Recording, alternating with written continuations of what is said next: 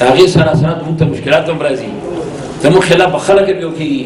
زموږ خلاف به بین اقوامي سازشونه هم کېږي، زموږ به ډالر هم کېږي، زموږ به چې کوم دی نو معاشي پابندۍ هم راځي. خو چې کله زموږ ایمان مضبوطي،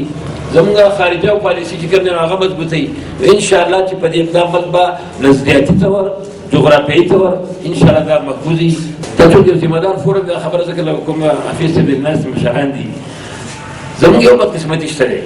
زموږ یو ماشوم چې پیدا شي نو هغه شکر دی دلته کې په دې ځلدیر کې چې کوم دی نه سني شته نه پکې شیعه پکې نشته، ټول سني مسلمانان یو، په یو جماعت کې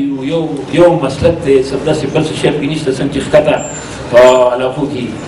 خو زموږ چې کله په پبلک سکول نه ماشوم ځي، هغه د ماسټري ولا سکول دی او هغه د شرپاټي ولا سکول دی او هغه د هڅې سکول دی، 88 سکولونه زما په دې تحصیل کې نن سبا په پرایویټ سېکټر کې چلیږي، پرایمري میډل هایر سیکنډري تقریبا 90 سکولونه 88 مخکې اوس کې 90 باندې رسېدلي. په دې کې چې کوم ماشوم هغه کېږي دا بالکل نیوټرالي، دا د یوې مسلک سره تعلق نه لري، د یو هغه سره تعلق نه لري. خو چې کله زمونږ د دیوبند یو عالم چې کله مدرسه کولاوي او په هغې کې موږ خپل ماشومان د مازدیګر دیږو یا د سهار نه دیږو، د په هغې کې چې کوم ماشوم فارغېږي نو هغه د دیوبند مسلک یادېږي. چې کوم د بریلي مسلک چې کوم یو سړی زموږ عالم په دې څو خفه کېږي نه،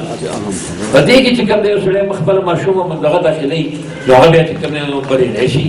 لکه توحید والارشاد والا یو ماشوم مدرسې کې داخلوي، د هغې نه چې کوم ماشوم راوځي نو هغه بیا چې کوم دی نو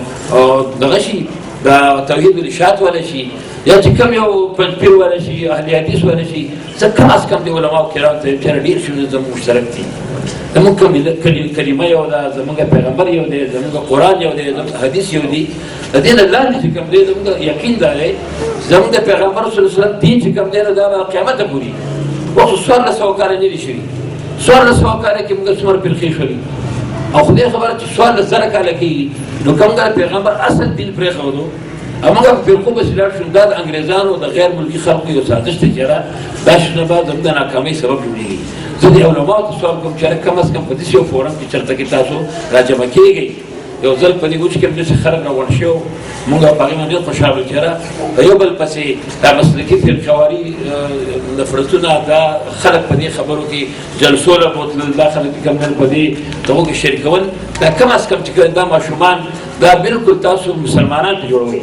مسلمان ډاکټر ته جوړوئ، مسلمان انجینیر ته جوړوئ، مسلمان استاد ته جوړوئ. نو کم از کم چې دا په فرقو کې کم نه تقسیمېږي. تاسو ډېر مهرباني که څه زما پرې خبر مو چاته څه تکلیف رسېدلی معافي غواړم، ډېر مهرباني شکر.